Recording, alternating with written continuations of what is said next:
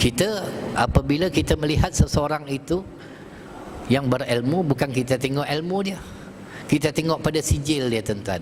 Hari ini seumpama kalau Al-Hafiz Abu Bakar Al-Khatib Al-Baghdadi, ini ulama hadis, apabila diletakkan Al-Hafiz di hadapannya, paling kurang dia menghafal 100,000 hadis sanad dan matan.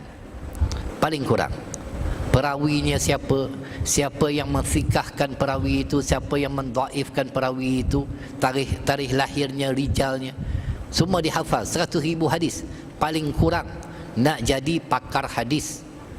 Hari ini pakar hadis mudah ya, berbekalkan sijil, ada doktor, ada PhD, orang kata pakar hadis dah.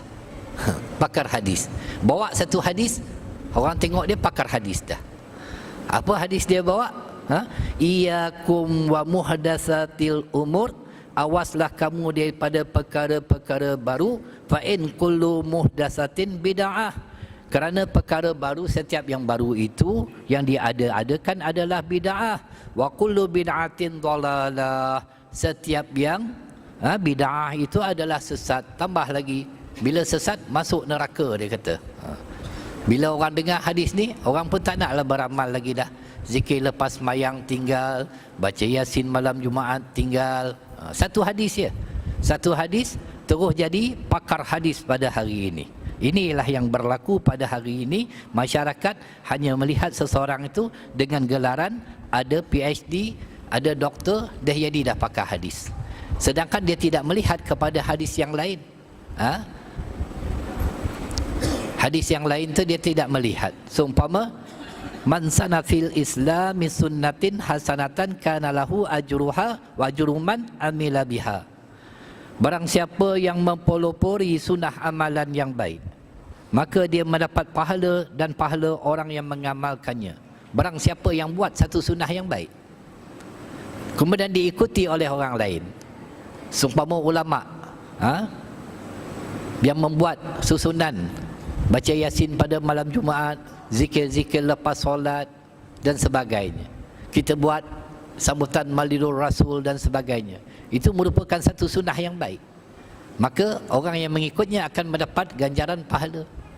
Itu tak boleh dikatakan sebagai perkara baru yang boleh kita kategorikan sebagai bid'ah yang sesat.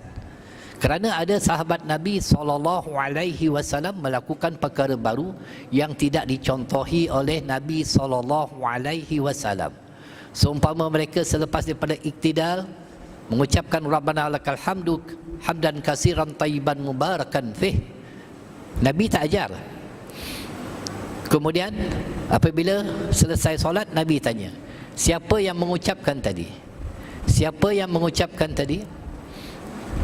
Maka salah seorang sahabat akhirnya mengaku, dia kata, aku yang mengucapkan ya Rasulullah. Apa kata Nabi? Aku melihat ada lebih 30 malaikat berebut-rebut nak menulis ganjaran pahala daripada ucapan engkau tadi itu. Nabi tak kata pun aku tak ajar, ini bid'ah. Begitu juga ada sahabat ketika membaca doa iftitah. Doa iftitah kalau mengikut hadis, Nabi membaca wajah tuat hilillazi fataras samawati wal arda hanifan muslima wa minal musyrikin. Tapi sahabat tadi baca Allahu akbar kabira walhamdulillahi katsira wa subhanallahi bukratan wa asila. Apa kata Rasulullah? Ketika itu aku melihat langit-langit sedang terbuka. Nabi tak kata pun bid'ah. Begitu juga dengan Sayyidina Bilal bin Rabah, yang ketika peristiwa Isra' wa Mi'raj, Nabi mendengar tapak kakinya di dalam syurga. Apabila Nabi turun ke bumi, Nabi tanya kepada Sayyidina Bilal, apakah amalan yang dilakukannya itu? Maka Sayyidina Bilal bin Rabah radhiyallahu ta'ala mengatakan, dia melazimkan solat sunat wuduk setiap kali lepas wuduk.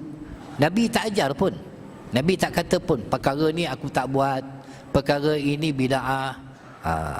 Ini yang berlaku pada hari ini. Orang dia ambil seseorang itu sebab nak melepaskan dirinya, tanggungannya daripada melakukan amal-amal yang soleh, amal-amal yang telah disepakati oleh para ulama yang ianya baik dan sepatutnya diamalkan. Sampai bergaduh. Kisah suami isteri.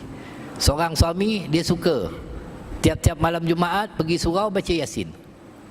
Isteri pula belajar pula dengan ustaz-ustaz yang membida'ahkan orang ni, mensyirikkan orang tabaruk, mensyirikkan orang tawasul, bida'ahkan orang yang buat amalan-amalan yang baik, seumpama baca Yasin malam Jumaat, zikir, ataupun sapu muka selepas salam.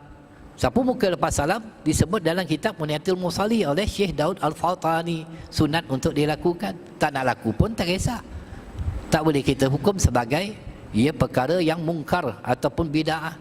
Maka bergaduh suami isteri. Isteri belajar dengan ustaz-ustaz yang suka membida'ahkan orang.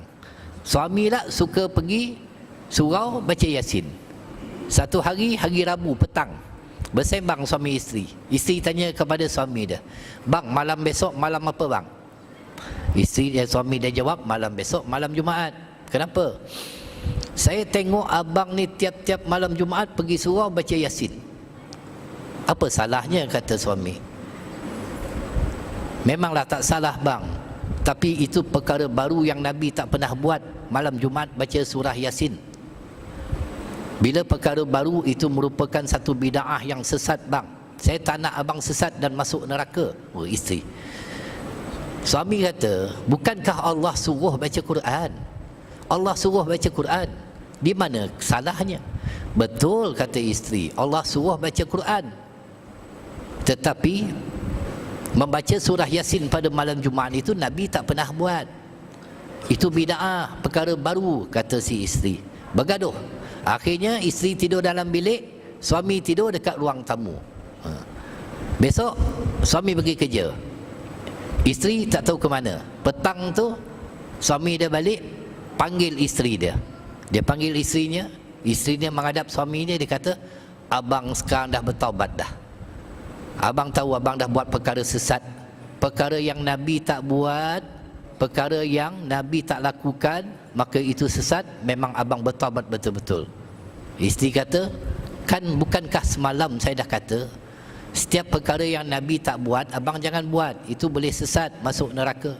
Akhirnya suami mengeluarkan satu borang, dia minta isterinya sign agar dia dibenarkan kahwin satu lagi. Terkejut isteri dia, "Ini apa hal pula nak kahwin satu?" Dia kata, "Nabi tak ada kahwin seorang. Kahwin seorang itu bida'ah sesat. Nabi kahwin lebih pada seorang." Padan muka. Nabi kahwin lebih pada seorang. Kalau kahwin sesat, abang takut sesat masuk neraka. Jadi tolonglah sign, bagi abang kahwin lebih pada seorang. Kerana Nabi isterinya bukan seorang, isteri Nabi lebih.